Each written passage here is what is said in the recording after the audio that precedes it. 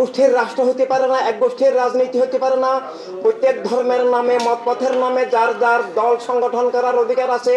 সেই মতপথকে প্রচার করার, তুলে ধরার জন্য এমনকি পেশার ভিত্তিতেও বণিক সমিতি, শিক্ষক সমিতি, কৃষক সমিতি, বিভিন্ন পেশার ভিত্তিতেও দল হইতে পারে। পুরুষরা যদি কেউ মনে করে তাদের সংগঠন প্রয়োজন, পুরুষ সমিতি করতে পারেন। মা বোনরা যদি মনে করেন মা বোনদের বিশেষ প্রয়োজনে তারা মা বোনদের কোনো সংগঠন করতে পারেন, কিন্তু সেটা রাজনৈতিক দল হবে না। রাজনৈতিক দল হওয়ার পূর্ব শর্ত সব মানুষের মানবাধিকার, জীবনের অধিকার, রাষ্ট্রীয় নাগরিকত্ব স্বীকার করা, রাষ্ট্র সবার, দুনিয়া সবার এটা স্বীকার করা। স্রষ্টা প্রদত্ত, স্রষ্টা রাসূল প্রদত্ত আলো বাতাস মাটি পানির মতো রাষ্ট্র সবার, দুনিয়া সবার।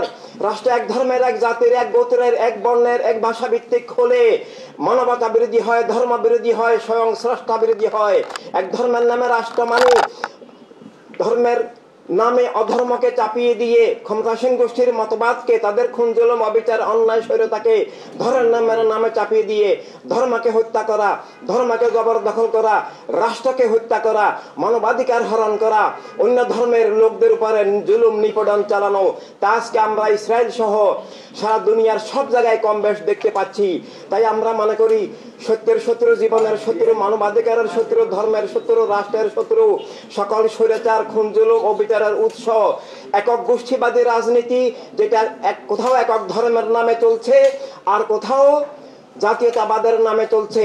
তাই আমরা ইনসানিয়ত বিপ্লবের উদয়ের শুরু থেকে জীবনের সত্য, মানুষ হিসাবে স্রষ্টার নামে আত্মপরিচয়, বস্তুর ঊর্ধ্বে জীবনের যে আত্মপরিচয় তা তুলে ধরার চেষ্টা করছি। একই সাথে যে একক গোষ্ঠীবাদী রাজনীতি, একক ধর্মের নামে রাজনীতি, একক জাতীয়তাবাদ ভিত্তিক, একক গোত্রবাদ ভিত্তিক যে রাজনীতির নামে অপরাজনীতি, দস্যুনীতি, স্বৈর রাজনীতি, তার বিরুদ্ধে বিশ্বব্যাপী আমরা মানবিক মানুষগুলোকে, সব ধর্মের মতের পথের যারা স্রষ্টার সত্যে, জীবনের সত্যে, মানবতার সত্যে, মানবাধিকারের সত্যে বিশ্বাস করেন, এই মানবিক মানুষগুলোকে নিয়ে আমরা বিশ্বব্যাপী মানব জীবনকে রক্ষার, প্রকৃত ধর্মকে রক্ষার, জীবন স্বাধীনতা অধিকারকে রক্ষার, খুন জুলুম অবিচার, পাশবতার উৎসব গোষ্ঠীবাদী রাজনীতির স্বৈরতা থেকে জীবন স্বাধীনতা, নিরাপত্তা, অধিকারকে রক্ষার জন্য সংগ্রাম করে আদর্শিক জ্ঞানের মাধ্যমে তাত্ত্বিকভাবে আমরা সংগ্রাম করার চেষ্টা করে আসছি। ঠিক এখানেও সংবিধান সংস্কার কমিশন আমাদেরকে যখন চিঠি দিলেন যে আপনাদের যদি সংবিধান সংস্কারের বিষয়ে যদি কোনো প্রস্তাব থাকে তাহলে আমাদেরকে দেন, এবং আমরা 18টা প্রস্তাব দিয়েছি। তার মধ্যে মূল প্রস্তাব হচ্ছে যে রাজনীতির পরিবর্তন হতে হবে। রাজনৈতিক দল হতে হলে রাষ্ট্রসভার সম্পদ সবার যার যার বিশ্বাস, আদর্শ, ধর্মমত নিয়ে চলার অধিকার স্বীকার করতে হবে।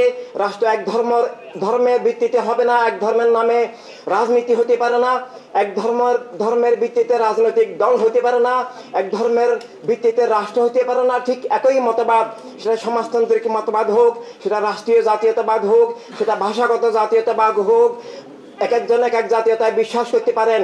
যেমন আমরা ইনসানি বিপ্লব মানব জাতীয়তায় বিশ্বাসী, যে আমরা সব মানুষ এক জাতি, মানব জাতি, প্রাকৃতিকভাবে জীবনের সত্য হিসাবে হাওয়া বাবা আদম আলাইহিস সালাম থেকে আমরা প্রাকৃতিকভাবে সৃষ্ট। কোরআনুল কারীমেও সেটার সুস্পষ্ট নির্দেশনা আছে। আমরা মুসলমানদের মধ্যে আমাদের ইমানে জাতীয়তা, মুসলিম জাতীয়তা, সেটা আমাদের ইন্টারনাল জাতীয়তা থাকতে পারে, কিন্তু সেই জাতীয়তাকে জাতীয়তাবাদে রূপান্তরিত করে আপনারা বিচক্ষণ সাংবাদিক, চিন্তাবিদ, বিশ্লেষক ভাইরা সেটা বুঝবেন যে জাতীয়তাবাদ এক জিনিস নয়।